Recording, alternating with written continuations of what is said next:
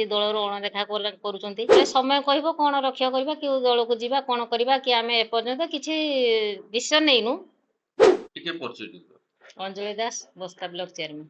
ଆମେ ଯାହା ଶୁଣିବାକୁ ପାଇଲୁ ଯେ ଆପଣ ଗତକାଲି ଠାରୁ ବିଜୁ ଜନତା ଦଳରୁ ପ୍ରାଥମିକ ସଦସ୍ୟ ପଦରୁ ଇସ୍ତଫା ଦେଇଛନ୍ତି, କ'ଣ ଏହାର ଘଟଣା କ'ଣ? ଘଟଣା ହେଉଛି ଆମେ ବହୁତ ଦିନୁ ବିଜୁ ଜନତା ଦଳର ଥିଲୁ, କିନ୍ତୁ ଏଇ କିଛି ବର୍ଷ ହେଲା ଆମକୁ ଯେମିତି ଦଳରୁ ଅଣଦେଖା କରୁଛନ୍ତି।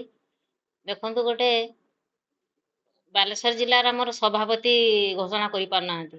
ଯାହାକୁ ଗୋଟେ ସଭାପତି ରଖିଛନ୍ତି, ସିଏ ଗୋଟେ ମିଟିଂ ହଉ କି କାର୍ଯ୍ୟକ୍ରମ ହଉ ଆମକୁ କେଇଥିରେ ପଚାରୁନାହିଁ। ଏଇ କଥାକୁ ନେଇ ଆମେ ଯାଇଥିଲୁ, ଭୁବନେଶ୍ୱର ଯାଇଥିଲୁ, ନବୀନ ନିବାସ ଯାଇଥିଲୁ, ସେଠି ଯାଇକି ନିରାଶ ହେଇକି ଫେରିଲୁ। ବାଲେଶ୍ୱର ମିଟିଂ କରିଥିଲୁ। ଏମିତି ବହୁତ ମିଟିଂ କଲୁନି, କିନ୍ତୁ ଆମ କଥା କେହି ଶୁଣୁନାହାନ୍ତି।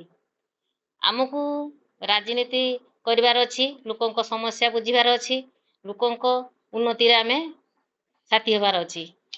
ଯଦି ଆମ ପଛରେ ଗୋଟେ ବଡ଼ ନେତା, ଭଲ ନେତା ଯଦି ନ ଛିଡ଼ା ହେଇପାରିବେ, ଆମ କାହାକୁ ନେଇକି ଆମେ ଯେ ସ୍ୱପ୍ନ ଦେଖିଛୁ ବସ୍ତାର ଗୋଟେ ଭଲ ଇଏ ତିଆରି କରିବା, ସେଇଥିପାଇଁ ଆମେ ପୂର୍ବତନ ସାଂସଦ ଶ୍ରୀଯୁକ୍ତ ରବୀନ୍ଦ୍ର ଜେନା କାଲି ଦଳରୁ ଇସ୍ତଫା ଦେଲେ, ମୁଁ ବି ଦଳରୁ ଇସ୍ତଫା ଦେଲି।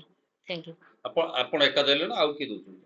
ହଁ, ଆମ ସହିତ ଯେମାନେ ଅଛନ୍ତି ସବୁ ଦେଇଛନ୍ତି। ସରପଞ୍ଚ କିଛି ଯାଉଛନ୍ତି, ସଦସ୍ୟ କିଛି ଯାଇଛନ୍ତି, ପ୍ରାୟତଃ ବହୁତ ଯାଇଛନ୍ତି, ଦଳ ଛାଡ଼ିଛନ୍ତି। ଆଚ୍ଛା, ପରବର୍ତ୍ତୀ ଲକ୍ଷ୍ୟ କ'ଣ ରହିବ? କିଛି ଲକ୍ଷ୍ୟ ତ ରଖିନୁ, ତାପରେ ସମୟ କହିବ କ'ଣ ରକ୍ଷା କରିବା, କେଉଁ ଦଳକୁ ଯିବା, କ'ଣ କରିବା କି ଆମେ ଏପର୍ଯ୍ୟନ୍ତ କିଛି ଡିସିସନ୍ ନେଇନୁ। ତାପରେ ଜଣା ପଡ଼ିବ କ'ଣ ହବ ଆଉ।